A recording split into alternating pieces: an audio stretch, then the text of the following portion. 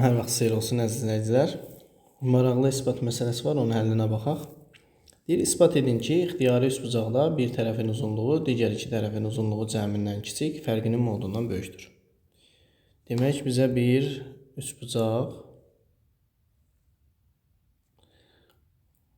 demək ABC üçbucaq olsun, tərəflər də ABC olsun. Üçbucaq verib. Deyir ki, bunun hər hansı bir tərəfi digər iki tərəfin fərqindən böyük, yəni fərqinin modundan böyük, cəmindən isə kiçikdir. Bunun üçün nə edirik? Məsələn, BA tərəfin AC qədər uzadıram, yəni A qədər.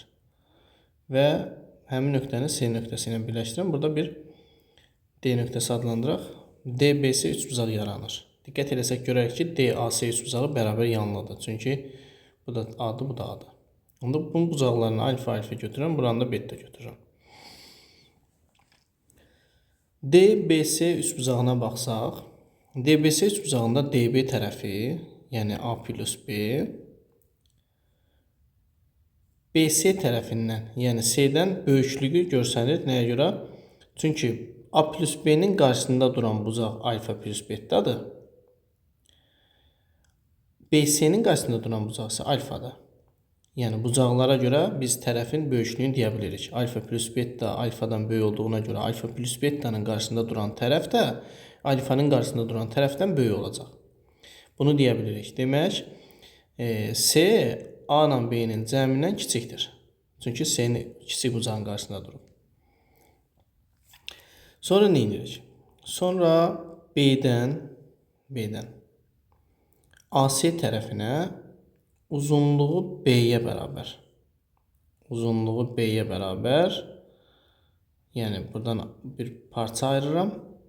Uzunluğu B-yə bərabər. Onda digər tərəf, yəni bura, bu hissə olacaq A ilə B-nin fərqi. A ilə B-nin fərqi. Burada ola bilər, A tərəfi B-dən kiçik halı ola bilər. Onda kiçik olan halda da biz bunu B-yə artıra bilərik. Yəni, eyni şey alınacaq. Ona görə də modulu ona görə deyil, fərqinin modulundan. Biz bunu modulda yazırıq. Yəni, A kiçik olsa, məsələn deyirəm, A B-dən kiçik olsa, A-nı B-nin üzərində ayıracağıq. Ona görə də burada modulda yazılır. Burada BB olduğuna görə bu bucaqla da bu bucaq bərabər olacaq. Bu da bərabər yanlı üçbucaq oldu çünki. Bərabər yanlı üçbucaqda bərabər olan bucaqlar iti bucaqlar olur. Yəni, kör ola bilməz, nə də düz ola bilməz. İtinin qonşusu isə, burada bunu da M adlandırıram, BM.